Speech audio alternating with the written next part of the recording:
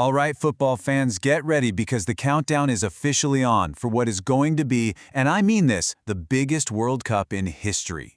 We're talking 3 host nations for the first time ever, a massive tournament expansion, and some brand new rules. So let's get into it and break down everything you need to know about the 2026 FIFA World Cup. The very first thing you need to wrap your head around is this number right here, 48. Yep, forget 32 teams. The 2026 World Cup is blowing the doors wide open with 48 different nations competing for the ultimate prize in football. FIFA did this on purpose, to make the tournament feel way more inclusive and, well, more global than it's ever been before. And when you expand the teams, well, everything else explodes in scale too. We're not just going from 32 to 48 teams. We're jumping from 64 matches all the way up to a staggering 104. And we're going from one host nation, Qatar, to 3 across all of North America. Seriously, this isn't just a bigger tournament, it's a whole different beast. So, how in the world does a 48-team tournament actually work?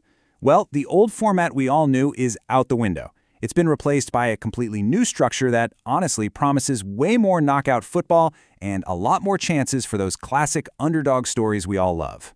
Okay, here's the breakdown. Instead of the usual 8 groups, we're going to have 12 groups of 4 teams.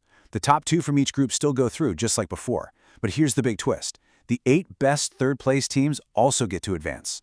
And what does that do? It creates a brand new knockout stage, a round of 32 before we even get to the round of 16.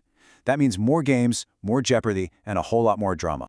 So with 16 extra spots up for grabs, the big question is, who gets them?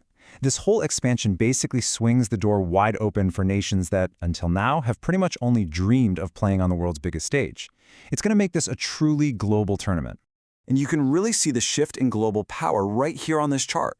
Yeah, Europe gets a few more spots, but the biggest winners here are clearly Africa, almost doubling its guaranteed places from 5 to 9, and Asia, which jumps all the way to 8 guaranteed spots.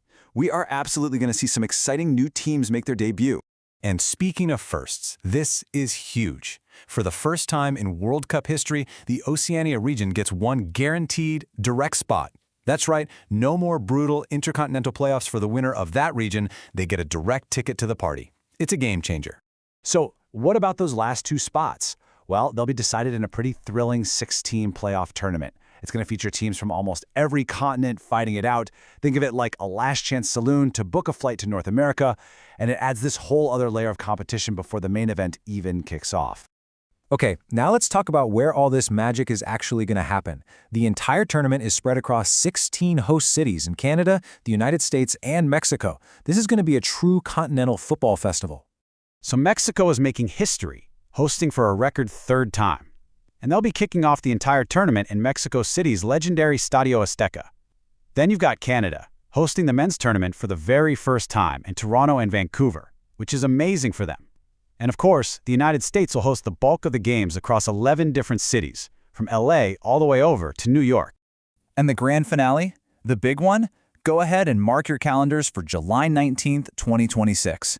The World Cup final will be held at MetLife Stadium in New Jersey, right across the river from that iconic New York City skyline. Okay, so you know the what, the where, and the when. Now for what might be the most important part. How can you actually be there to see it? Let's get into your fan playbook for tickets and travel. This is, without a doubt, the #1 question on every single fan's mind. Now, getting tickets is going to require a little bit of planning and probably a little bit of luck, but the key is just understanding the official process.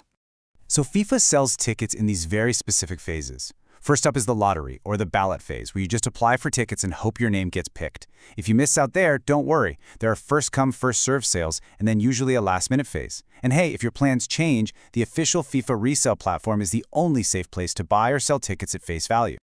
And listen, this is probably the most important thing I can tell you. Do not buy tickets from unofficial third-party sites. Seriously. To avoid getting scammed and being disappointed at the gate, you absolutely must go through FIFA's official website. Every single ticket is going to be digital and tied to an app on your phone. All right, so let's say you've got your ticket. Awesome. Now let's talk about the single biggest travel mistake that fans could make at this World Cup. And believe it or not, it all comes down to geography. This right here really puts the challenge into perspective, doesn't it?